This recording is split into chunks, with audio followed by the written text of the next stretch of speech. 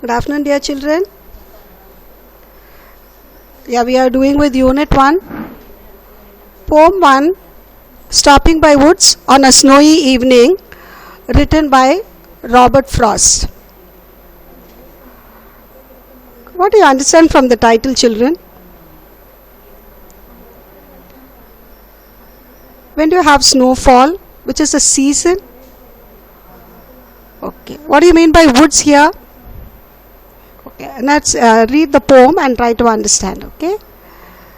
Okay. It's written by the poet Robert Frost, born in the year 1874. He was an American poet noted for his realistic description of rural life. And some of his famous works are The Road Not Taken, West Running Brook, Mending Wall, and After Apple Picking, etc. He is a nature poet, and apart from his imagination, he also has some message conveyed through the poem. Mostly he talks about the responsibility and duty of every individual. And here this particular poem also conveys that every individual has his own responsibility and duty towards their country, towards their nation. Okay? Okay. Look at the poet here riding on his horse, and it was on this horse he was riding through the woods there. Okay. See? Jawaharlal Nehru, the former Prime Minister of India, had the last two lines of this poem written in block letters and placed it on his desk, as these lines reminded him of his responsibilities. As I already told you, the poem expresses his imagination along with some message here. Okay, and here he insists on the responsibilities of every citizen. And the last two lines are miles to go before I sleep and miles to go before I sleep. Okay. So he talks about the sleeping time there. He's just held up in a farm there where he was just got trapped by the nature there, and he forgot that he's got to leave home and spends there, and he's reminded by his horse, and that is why he insists that he's talking about the sleep. He's already late, he's got to leave home, and next one is talking about the death, the eternal end, the sleep. So before he dies, he's got his own responsibilities to do with. Okay, and that's why Jawaharlal Nehru got impressed by those lines there, reminding the responsibilities of every individual. Okay, this is a poem here. The poem has 4 stanzas. Each stanza consists of 4 lines, and therefore you can also call it a quatraint. I want you to recite it when we first listen, and then you just do. I may not be able to listen to you, but you may just try. This is a memoriter too. Whose woods these are, I think I know. His house is in the village though. He will not see me stopping here to watch his woods fill up with snow. So you have the 4 lines. The first stanza has 4 lines there, 4 quadrant. Remember it in that way. Whose woods these are, I think I know. Okay, he's just passing through the woods there, and he thinks he knows the owner of the wood there, and he resides somewhere there in the village. Anyway, he would not know that the poet is just held up there near his woods to admire the wonderful fall of the snow, to watch his woods fill up with snow. It's a very simple poem. I think it's very simple to understand. Okay, whose woods these are, I think I know. His house is in the village though. He will not see me stopping here to watch his woods fill up with snow. Who's the poet here? Robert Frost. He was just passing through the woods there, and while crossing, he was just caught by the sight, the fall of the snow there. Of course, he says that he knows the owner of the poet there. He must be living in some village nearby, but he won't know that the author is just admiring the scene in his farm there. What's the beauty there and what's the nature is absorbed there? It's nothing but the fall of the snow. Okay, so once again, let's do with the first stanza. I want you to recite it with me. This is a memoriter poem. Okay. Whose woods these are, I think I know. His house is in the village though. He will not see me stopping here to watch his woods fill up with snow. The poet is aware of the owner. He knows where he lives. But right now he won't be knowing that the poet is there in his farm, in his woods there, just enjoying the sight there. Okay, side by side, I think I'll also do with the literary devices here. So, along with the imagination, you can just see how the poet has decorated the poem by using all the sound effects here. First of all, let us do with the rhyming words. Okay, now the first and the last line ends with the same sound. No, snow. Okay, so words ending with the same sound are called rhyming words. And look at the placement of the words there. You have the words placed in the first line and in the fourth line. And it is represented. Since they represent the same sound, you can just give A there. Okay, you have the sound A repeated in the first line and the fourth line. Therefore, your scheme goes like this, A. What about the second and the third line? Though, here. Now, you have the second line with the same sound, no and snow. And therefore, you can represent it with A. But here is a different sound. Okay, therefore, it can be represented by B. Now, what could be the sound placed there or the pattern placed there, or you call it rhyme scheme. Therefore, the rhyme scheme goes like this, A, B, A. Okay, words ending with the same sound and the pattern of arrangement of the words in the lines there. Okay, you call them rhyming words when they end with the same sound. You call them a rhyme scheme by the arrangement of the words. You have the repetition of the sounds in the first line, second line and the fourth line. And therefore, the scheme goes like this for the first stanza. A, B, A. Okay, exam point of view, you won't be asked with the full poem, you will be given only with the 4 lines.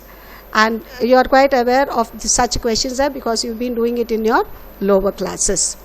Okay, the first stanza, we have seen the rhyming words, words ending with the same sound.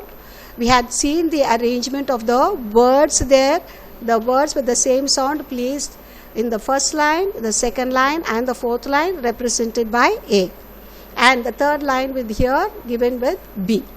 Okay, so you have seen the rhyming words, the rhyme scheme. Next, you have another sound effect in the name of alliteration. What is alliteration? Alliteration is a repetition of the consonant sounds. Okay, A, E, I, O, U represent the vowel sounds here, and other letters go with the consonants. Here you have the repetition of W, W, watch, woods. Hope you got it. Okay, see, watch, woods. Okay, consonant sound, repetition of consonant sounds. How will you define an alliteration? Alliteration is the repetition of the consonant sounds. And we have an example in the fourth line, watch, woods. Do you understand, children? Okay, let's do with the first stanza. Let's recite the first stanza. Let's understand the meaning of the first stanza. Let's do with the sound effects like rhyming words, rhyme scheme and the alliteration. Right? Yes. Whose woods these are? I think I know. His house is in the village though. He will not see me stopping here to watch his woods fill up with snow. So, you are talking about the owner of the woods there. The Robert Frost knows the owner of the woods there. He is somewhere there in the village. He's sure that the owner would not know that he is there in his farm, being absorbed by the fall of the snow there. And then we are talking about the rhyming words, words ending with the same sound, the arrangement of the words with the same sound represented by A, B based on the sound effects. And then you have alliteration in the fourth line, repetition of the consonant sounds. Right, children? Shall we proceed with the second stanza now?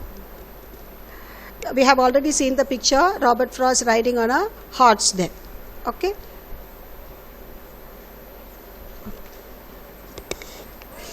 My little horse must think it queer. Pronounce a word properly. Queer. You know how to read a word? By its syllabification. You'll have to stress on the vowels there. You have two vowels put together and therefore they express the same sound. Queer. Queer. Strange. Okay? My little horse must think it queer to stop without a farmhouse near. Between the woods and frozen lake, the darkest evening of the year. Okay, he has forgotten. He's got absorbed by the nature and it has become evening there and his horse is wandering, it seems. Usually his master stops the horse before a farmhouse, and unusually it is quite strange that he had stopped in one of the woods while crossing because of the snowfall. Okay, we have already learned that he is a nature poet. He is just absorbed by the nature and especially the snowfall. Okay, it was quite strange to the animal there, the horse that he was riding on. It thought that usually his owner stops near a farmhouse, but unusually he had stopped between the woods and the frozen lake. And it was the evening, the darkest evening of the year. Usually we know, isn't it? We are reading with the autumn season, the snowfall season there. It usually gets dark, isn't it? We are quite aware of the seasons there and it becomes dark easily. I am just talking about the months of November, December, Jan and Feb. Okay, so that is what we'll have to understand. And since he was absorbed by the nature, he did not know that it was turning late. It was in the evening, the darkest evening of the year. So we are talking about the season during which it grows dark, no? In the evening itself, it's quite dark there. And then his horse is wondering, it seems, why his master should stop before the some woods there instead of a farmhouse. Why he had stopped between the woods and the frozen lake. Got it, children? Okay. And here also let us do with the sound effects there. Queer, near, ear. Okay? Queer, near, ear. They go with the same sound there. So when you are going through with the entire poem, I think you can just have, now this is a third sound that we are listening to. Okay? No, though, snow. And there you had here. Okay? But here the extension of that is given here. Maybe if you are doing with the entire poem, you can have the continuity there. Okay? But as a separate stanza, I think we will just represent it with A, B, A. Or you will have to just go with B, B, C, B. Okay. So I am just doing with the entire poem or I am just doing with the second stanza. I think you will find it easy because exam point of view we will doing only with the 4 lines there. Okay, it's better to take here. Okay, in this stanza, queer is a new sound that you listen to and maybe it can be represented with A. And then you have near and then you have ear. And look at the sound placed in the first line, second line and the fourth line. And lake is a different sound. Okay, A, B, A. Okay, ba? Okay.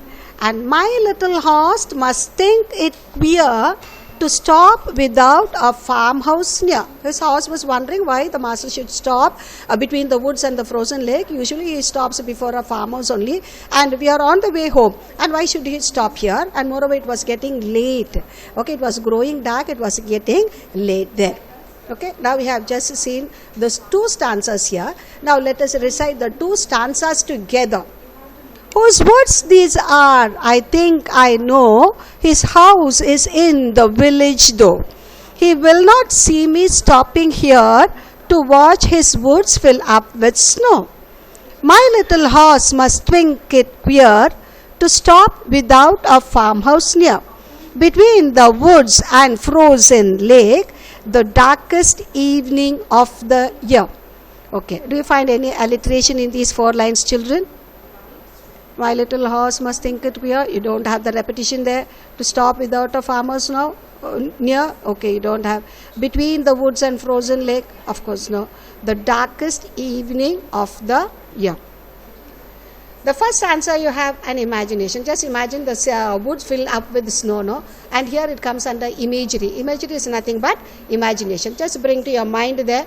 Just think that you are in the woods completely filled with snow. Just imagine with the snowfall there. Okay, sometimes you have flakes there, sometimes you have heavy snowfall. Just imagine. So in that case, the 4th line could be called an imagery. You just imagine the woods filled with the snow there. Okay. Hope you have understood the first 2 stanzas. Now, let's move to the 3rd stanza. He. What does this he refer to? Okay, the previous we had seen the horse must think it queer. The continuity, and here he refers to the horse. Okay, he says that his horse must think it strange because he usually stops before a farmhouse. Something had gone wrong. The master has stopped between the woods and the frozen lake. And here he wants to communicate with his master. Have you ever seen a horse speaking there? Okay, it's a conversation by the horse there. Okay, and here it is a personification. What is personification? Non-living things or inanimate things are considered to have a human quality. Of course, we speak. And what about this horse here? And he wants to know if the author had made any mistake, and is trying to converse, it seems, by shaking his harness bell. Okay? He here refers to the horse. He gives his harness bells a shake to ask if there is some mistake. The only other sounds the sweep of easy wind and downy flake. Okay? So, 3rd stanza goes with the communication of the horse, and it extends his conversation with the master, asking if anything had gone wrong and why he had stopped between the woods and lake. It is something unusual with the poet there. Usually he stops before the farmhouse only, and they are on the way home, and it's getting dark, and it's wondering why the author should stop. So poet should stop between the woods and the frozen lake, and therefore it wants to communicate with you, and that's why it shakes his harness a bell there. It was so silent there. There was no other sound produced except for the sound made by the harness bells, and other than that he heard the sound of the rustling wind and the fall of the snow, the downy flake. Again you have an imagination here, and this time it is an audio imagery. It is a sound. Just close your eyes, just imagine. Okay, you can imagine the snowfall there, and you can just imagine the sound produced by the harness bells, produced by the horse there. And why should it shake the harness bell? Okay, it is just talking to the poet there, it seems. Okay, just by shaking the bells, it's asking the poet if anything had gone wrong there, and therefore shaking his bells to ask if there is some mistake there. And it was so silent that the author could hear the sound of the bells apart from the sound of the blowing wind and the fall of the snow. Have you understood that, children? Okay. He refers to the horse here. He gives his harness bells a shake to ask if there is some mistake. The only other sounds the sweep of easy wind and downy flake. Okay, so it's a continuity of the 2nd stanza. The horse feels it was quite strange that the poet has stopped between the woods and the frozen lake, and therefore he is just asking his master whether anything had gone wrong and why should he stop there. Okay, and the shake of the harness bells were so clear, and he could hear only the sound of the harness bells and the blowing of the wind and the fall of the snow there. Okay, and then the woods are lovely, dark and deep. Okay, he's talking about the woods. the forest, it's a forest coverage there, the woods were thick, and naturally when you have too many trees there, of course, or you have the penetration of the sun very dim there, and therefore it is dark and deep. And moreover, look at the time mentioned there, the darkest evening. And look at the season there, it is the autumn season. So everything had made the woods dark. Okay, it was lovely sight, it was dark and it was deep. Okay, though he is absorbed by the nature, he feels that he's got to rush home because he has got his own duties to be fulfilled there. Okay, he has promised to fulfill his duties there. Okay, that's what he means by, but I have promises to keep. Okay, the poet says the woods are so attractive. They are lovely, dark and deep. Okay, he's talking about the snowfall and all that. He's completely absorbed by the sight there, but he just can't stay there because he's got his own duties and responsibilities, and he's got to fulfill his promises there. And therefore he says that he's got to rush home there. It's a time, okay, for his, it's grown dark. It's the night time, the sleeping time, and he's got long way to reach home. And the last line, by the last line, he means that he's reminded of his duties there. So he talks about the regular sleeping time there. He also talks about the eternal sleep, the death there. So he's talking about the period between the birth and the death. Now you will have to achieve something before your death there, and he says that he's got his own duties to be fulfilled, and that is what is given by the promises, which actually means his duties and responsibilities. Now you understand why Jawaharlal Nehru has these words engraved there and kept on his desk there. It's a reminder of your responsibility and duty. Don't you think you have your own responsibility and duty, children? Of course, we do have. And it is a promise made by us that we'll have to fulfill it. And that's what the poet says. I told you, no, he's a nature poet. He also talks about the nature of the poem. And along with that, he also conveys a message reminding us regarding our duties and responsibilities. Okay? And the last two lines are important. It appeals to all the readers here. Whoever reads it will have to understand that they have their own duty to be discharged. Okay, they have their own responsibility to be taken up, and that is what the poet means to say here. Okay, the woods are lovely, dark and deep, but I have promises to keep, and miles to go before I sleep, and miles to go before I sleep. Okay, this is a repetition. Okay, see, you have the repetition of the two lines. The two lines are repeated here.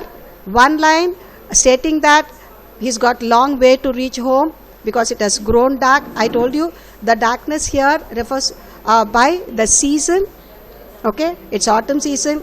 Naturally it gets dark there, and the night time, the dark there, he's got long way to go before his sleep. And the second one talks about his death here, and it's got too much to be done before his death here. Okay, and these two lines are given by repetition. Okay, whenever you read a poem, you'll have to go by these. First, you have the sound effects, where you'll have to deal with the rhyming words, the rhyme scheme, and alliteration. Okay, rhyming words ending with the same sound. See, for the third stanza, you have shake, mistake, flick. Okay, sweep alone differs there. And coming to the last one, you have all the four words there. See, deep, keep, sleep, sleep. Hope you have understood what are rhyming words here.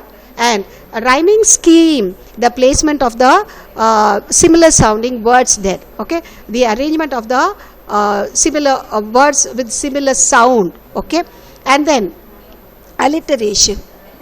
Alliteration, you may just have watches woods fill up with snow, whose woods, the sound, these think. Okay, you have the repetition of th, sound. Okay. Okay.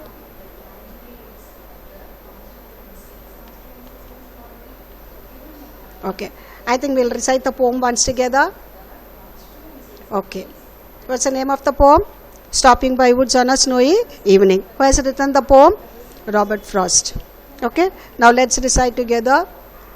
Whose woods these are, I think I know. His house is in the village though.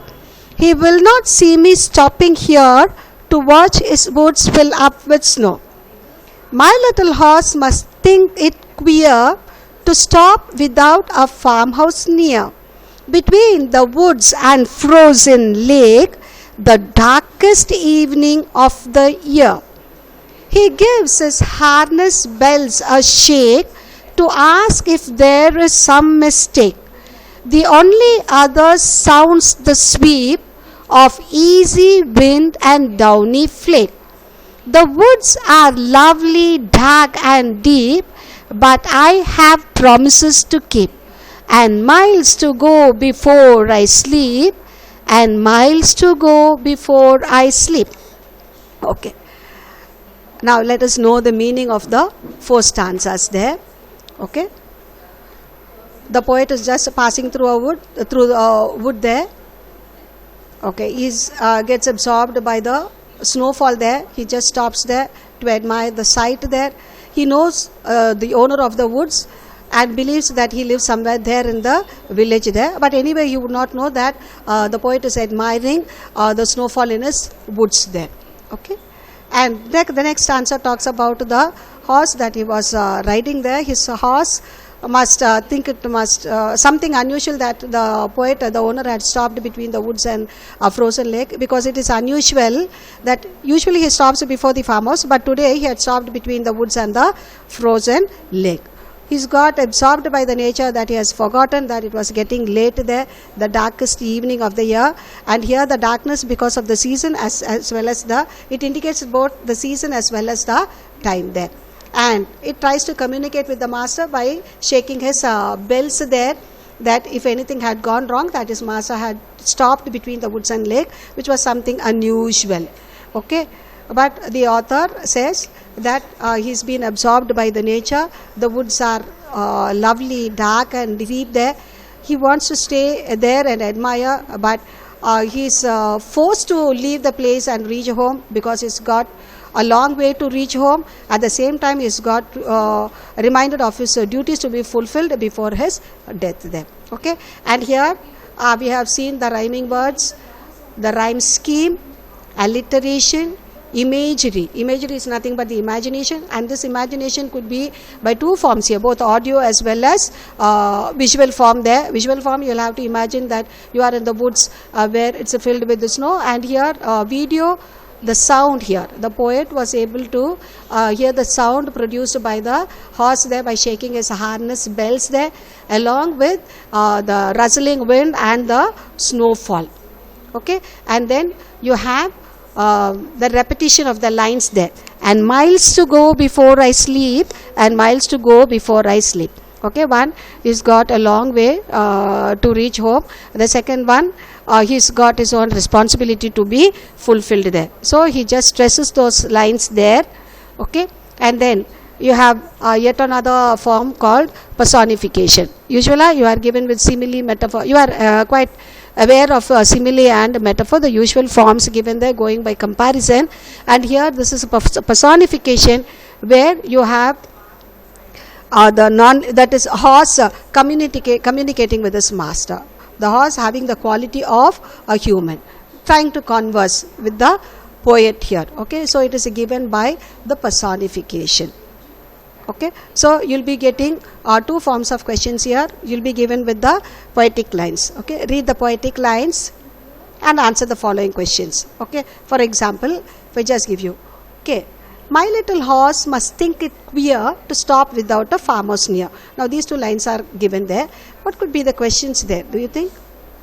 Okay, you have identity questions. So for example, what do you mean by my little horse? Who does my little horse refer to? Okay, my little horse. Who is this my here? It actually refers to the poet. He's talking about his horse there. Okay, whose woods these are? I think I know. So in these lines, this I refers to the poet there. So whenever you are asked questions about who does this I refer to, you refer to and all that, you call them identity questions. You call them identity questions. Suppose if I ask you, what do you mean by queer? queer, you'll have to give the meaning of the word queer. Okay, and this is what you mean by comprehensive questions. Okay, so you have identity questions and you have comprehensive questions. See, you can just refer to the glossary here. What do you mean by queer here? Strange, odd. Woods, an area of land covered with a thick growth of trees. Harness, straps and fittings by which a horse is fastened to a cart or carriage there. Frozen, in ice form. Sweep, to move swiftly and smoothly. Downy, softy and fluffy. Down, you are talking about the snowfall only. Different from flakes, a small piece of snow flake. Okay. So whenever you are asked for the meanings with relevance to the prose part, you have it as synonym and antonym. Okay, it will be asked in the form of synonym. Give the meaning of, give the opposite of. But here, in case of poems, you will be asked in the form of comprehension. Okay, comprehension nothing but the ability to understand. Now it is given by the word queer. What do you mean by the word queer? It is strange. It's quite strange to the horse there. Okay, usually he stops before a farmhouse, and now he had stopped between the woods and the frozen lake. It's an unusual deed of the poet there. It was quite strange. Now hope you understand here, children. Queer is strange there, and this is how you will be getting questions. Okay, in the poetic lines. Okay. Okay, and then you have another form of question here. Okay, he gives his harness bells a shake. What is the figure of speech employed in this line? Okay, he'll be having a question like this. He gives his harness bells a shake. What is the figure of speech employed in this line? Okay, here your answer will be the figure of speech employed in this line is personification. How will you define a personification? Personification is an inanimate things considered to have a human quality. Usually we converse.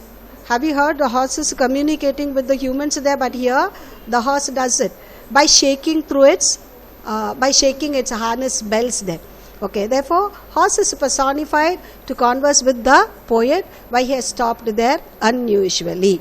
Okay, and what are the other forms of questions? Like, okay, whose woods these are? I think I know. His house is in the village though. He will not see me stopping here to watch his woods fill up with snow. Okay, pick up the rhyming words. Pick up the rhyming words. Okay, you'll have to write no, though, snow. You'll have to write all the three words ending with the same sound. Suppose you have a question. Write the rhyme scheme of the given lines. Then you'll have to write A, B, A. Am I clear, children? Hope you understand. Okay, so you'll be getting questions like this only. First, let us begin with this. So, pick out the rhyming words or write the rhyme scheme for the given lines. Okay, then you have what could be the figure of speech employed in the line, my little horse must think it queer. Okay, and then who does this I refer to in this line? Identity question. What do you mean by frozen lake? Okay, so this is your comprehensive question. Have you got it, children? Have I made myself clear? Okay. Now this is again a textual activity given to you. See, I have filled in this activity for you. It is up to you to fill in there. Okay, this try to understand or just make a note of it. Hope all of you are seated with your text. If you do not have a text, at least take a notebook and try to jot down this. Okay. Alliteration. Okay, alliteration is a repetition of the consonant sounds. Watch, woods. Personification. Okay, horse is given to communicate with the poet there. Inanimate things are considered to have a human quality. He gives his harness bells a shake to ask if there is some mistake. Repetition. You have the repetition of the same line. And miles to go before I sleep, and miles to go before I sleep. Imagery is nothing but the imagination there. You go by two forms here, visual as well as audio. Visual, you'll have to imagine the snow falling down, and audio, the sounds produced there. Have you got it, children? I think I have made myself clear. Okay, this is with regards to the poem here. This is the first unit and the first poem, Stopping by Woods on a Snowy Evening, written by Robert Frost. Okay, yes, bear it in your mind. This is an important poem and it has been noted by our former Prime Minister Jawaharlal Nehru. Okay, and he had the 2 lines of his poem written in block letters and placed it on his desk, as these lines reminded him of his responsibilities. It's not only to our former Prime Minister, it appeals to every reader who reads this poem. Everyone is reminded of his or her own duty here. Don't ever forget that. Okay, yes, and this is an important poem too.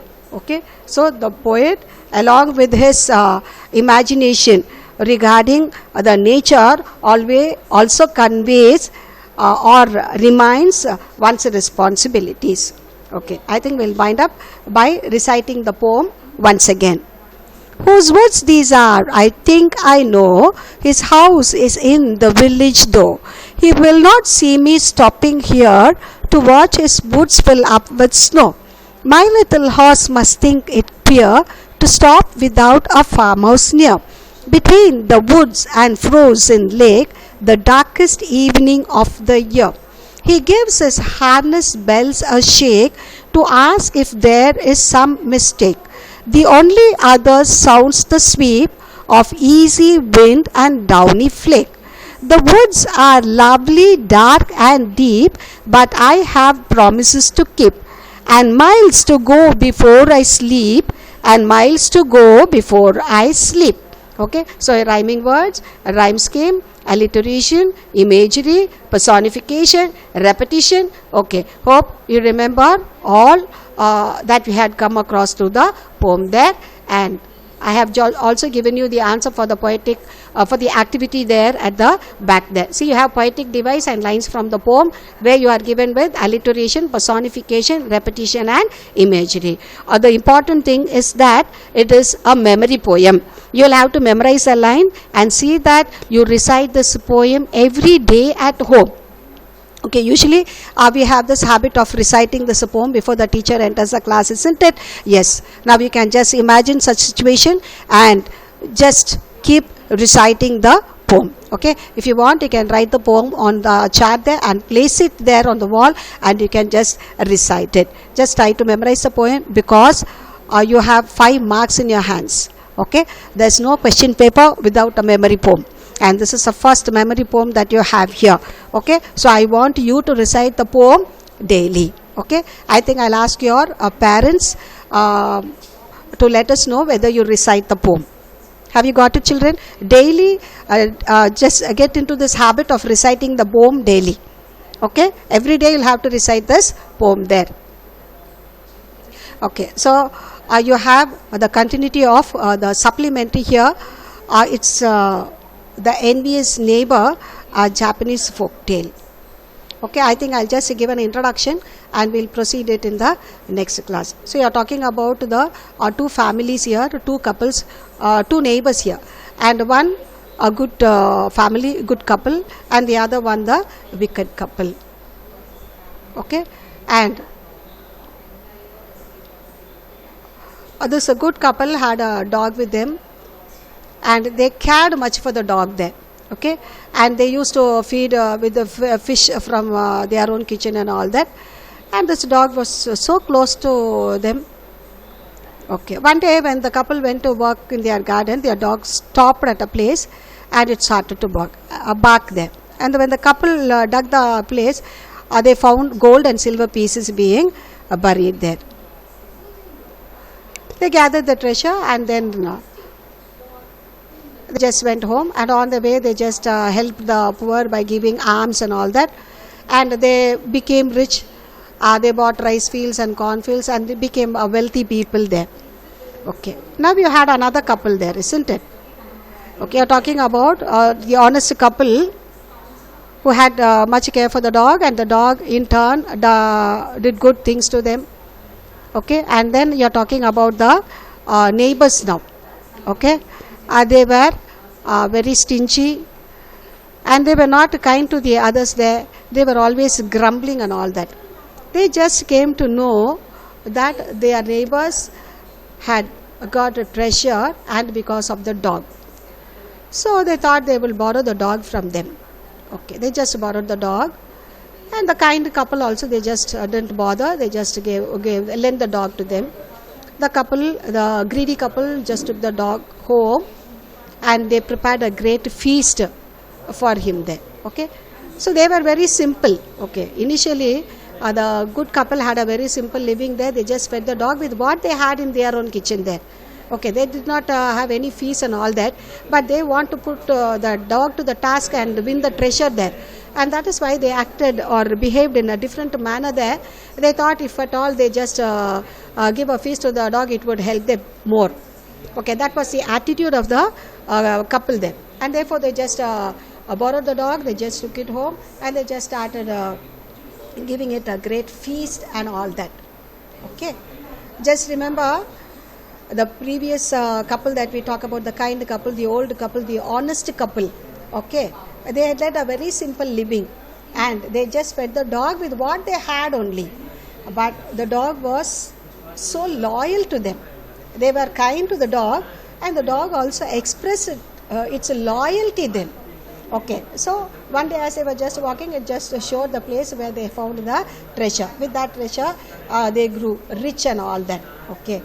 The neighboring couple, you should know the nature of the neighboring couple. They were selfish. Their attitude was completely opposite there. Once I came to know that it was because of the dog that the couple had grown rich, they want to owe the dog there. They went and borrowed the dog, and the kind couple also just lent their dog there. They took the dog. They thought if the dog was treated properly, it would help them by giving them more. Okay, and that is why they had a feast also. Feast for the dog there. Okay, they let the dog out into the garden, and the dog walked along the garden there, and without barking for a long time. They thought if the dog barked, there must be some treasure there. At last the dog stopped, and at a certain spot, it began to sniff. Okay, it began to sniff. Okay, it smelled something. It smelled something there, and they hastily, they were very fast in their act there. And since a dog sniffed there at that spot, they thought there must be some treasure. Greedy couple, their attitude was completely opposite. And as you sow, so you reap. And here, that is what had happened. Haste makes waste. They just dug there, but found nothing, only dirt and nasty things there. I think the dog had identified their nature there. Okay, and they got wild. Okay, they were angry and they expressed their disappointment. Okay, and they seized the dog and killed it. And look at the extreme they had gone. They also killed the dog there. Hope you have understood. You are talking about two different couples here. The first couple were very honest. They were very kind. They had taken care of the animal there.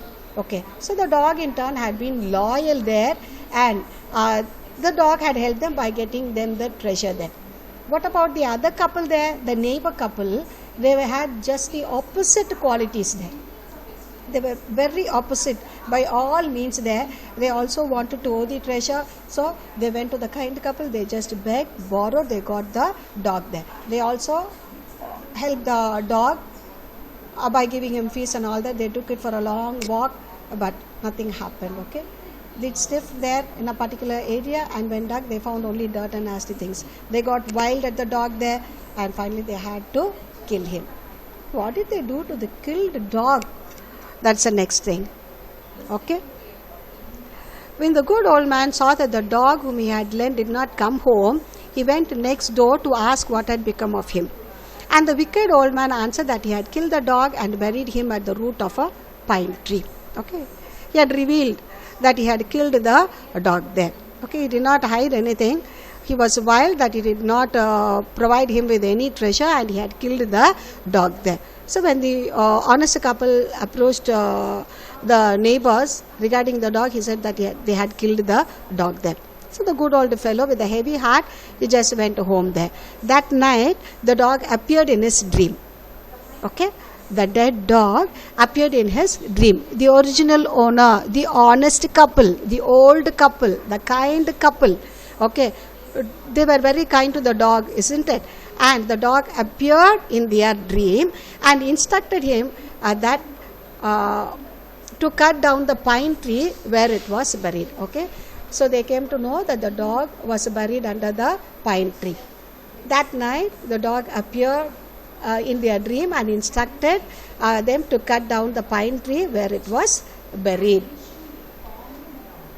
and advised the old man to make a mortar and to use it, thinking of it as if it were the dog itself. So the dog appeared in their dream and asked to make a mortar out of the wood, the pine tree there, and to imagine that it was a dog itself. The old man did as he was told to do, and when he ground his rice with the mortar there, each grain of rice turned into some rich treasure. Okay, if you have any doubt regarding the meanings of the word mortar, it's a hard, strong bound in which substances are crushed to powder. Okay, Volakkai. Okay, let me avoid usage of Tamil children, you will have to understand. Okay, mortar, a hard, strong bound in which substances are crushed to powder. So the dog appeared in their dream and asked to convert the pine tree into a mortar and considered itself the dog there. And with that, they just ground the rice, and they found each grain of rice turned into some rich treasure. Okay, again the neighboring couple came to know this. Okay, and they wanted to borrow the mortar also, like they borrowed the dog, no, they also wanted to borrow the mortar. But as soon as they used the mortar, you know what had happened to the rice there? It turned into filth. Okay, because they were not good couple there. They were very selfish. Their attitude was completely opposite to that of the kind couple there. Okay, and that is why the rice, when ground, it turned into filth there. So again in anger, they just broke it and burnt it. See, first they killed the dog. They buried it under the pine tree. The dog appeared in their dream and asked to make a mortar of the pine tree and to ground the rice with it, thinking the dog there, and every grain turned into a rich treasure, gold. You can just take it in that way. Okay, the neighboring couple heard this and they also wanted to use the mortar, but everything went filth there. So again in anger, what did they do? Okay, they are killing the dog for the second time. That is how you'll have to take it, isn't it? They just broke the mortar there and they just burnt it also. They just burnt it. Again the dog appeared in their dream there and told him what had happened. Okay, adding that if you would take the ashes of the burnt mortar and sprinkle them on the withered trees, the trees would revive and suddenly put out flowers there. Okay, now you are just coming to the third part there. First, the dog was killed, then it was converted into a mortar, and now it must be turned into ashes. They'll have to, because it is burnt and buried. Now they'll have to collect the ashes, and the ashes will have to be sprinkled on the trees there. Okay, and the trees would flower, it seems. So that is the third case we have seen. And after saying this, the dream, it vanished. And the old man, who heard for the first time of the loss of his mortar, ran out weeping to the neighbor's house and begged them, and at any rate to give him back the ashes of his treasure. And having obtained it, he returned home, and he made a trial of their virtues upon a withered cherry tree there. Okay, and it started blooming. Okay, and he saw the wonderful effect, and he just went about the country announcing himself that he would bring the dead trees alive. So first he tried it at home, and then he just he just went about the country announcing himself that he would give life to all the dead trees there, bringing all the dead too. Okay. And the neighbors heard this and they collected all the ashes that remained and put them in a basket. The wicked old man went out into the castle town and gave out that he was the old man who had the power of reviving dead trees and causing them to flower. Okay, and again he also went to the palace there. But when he climbed up into a withered tree and began to scatter the ashes, not a bud. See, before that you have, he was called by the prince there, and there he tried, and there was a blossom, okay, and the king rewarded him and all that. And having heard this, again the the greedy couple wanted to try it again. Again they just went to the palace there, and when they just tried, everything went a waste there. Okay. The ashes flew into the prince's eyes. So when he tried with this idea, the ashes flew into the prince's eyes there and mouth, blinding and choking him. Okay, and he got wild, and then they were trapped, and they had. Okay, they seized the old man and beat him almost to death there. Okay, and they just returned there. But even then, the good old couple had consideration towards their neighbors there. Okay, they just sent for them, and after reproving them for their greed and cruelty, gave them a share of their own riches, which by repeated strokes of luck had now increased to a goodly sum. So the wicked old people mended their ways and led good and virtuous lives ever after. Okay, this is a lesson to learn all the good qualities there. So they were so rude, they were so mean, their act was so mean, but they had learned a lesson there. Okay, it's all because of the dawn. Okay, so when they were just whipped by the king's people to death, only then they understood. Okay, and they had learned a new way of living there. Okay, a very simple lesson there. Okay, you are talking about two different couples, one kind couple and one greedy couple there. The kind couple had a dog there, they just cared for the dog, and the dog helped them in getting their treasure and all that. The greedy people wanted to get the treasure too, they just borrowed the dog there, and when they tried, it just went a waste there. So they were disappointed, they even killed the dog there and buried under the pine tree. Now the dog appeared in the dream of the kind couple there and asked them to make a mortar out of the pine tree, and when they pound the rice with the mortar there, and again it produced them more of treasure. Again the greedy people wanted to borrow, and they just tried, and as everything went to filth, again they just broke it, burnt it, and made into ashes.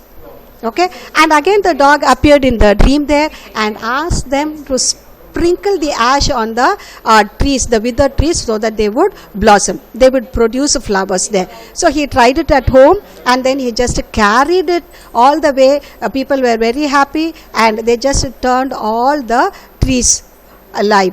Okay, and they even went to the palace, they tried there, the king was very happy, and then rewarded him. Again they wanted to try with the same, they just went to the palace, they just tried again, and this time you know what had happened. Okay, the sprinkling of the ashes just blinded and choked the prince's eyes there. Okay, so they were seized and beat to death there. So they just crawled, and having heard of their plight, the good couple wanted to help them, and thereafter they learned to lead, mend their way, and lead a good and virtuous life ever after. Hope you have understood, children. Today we have completed poem, the first unit.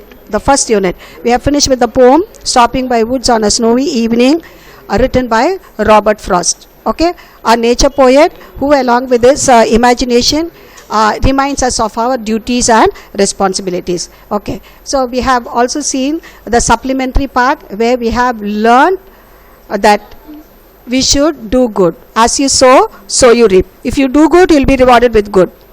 Okay, and that is what you'll have to follow. And we have seen the old couple, the wicked couple, how they have mended their ways. They have learned how to live from the good old couple there, and thereafter they led a very happy and virtuous life. Okay, this is the message conveyed through the lesson here. Hope you have understood, children. Okay, I think I'll just wind up with the session. Okay, keep doing your daily homework. Don't forget to recite the poem every day. You'll have to recite it every day. You may fix your own time there, either morning or evening, but you'll have to recite. Just go through the text, try to understand. I have just given you the questions also of how you'll get questions from the prose part, the poem part, and the supplementary. Supplementary, usually you have comprehension, you have rearranged the jumbled sentences, or sometimes you are asked in the form of a paragraph. Just give a thorough reading there, try to understand it better, and proceed with your daily homework. Thank you. Take care. God bless you.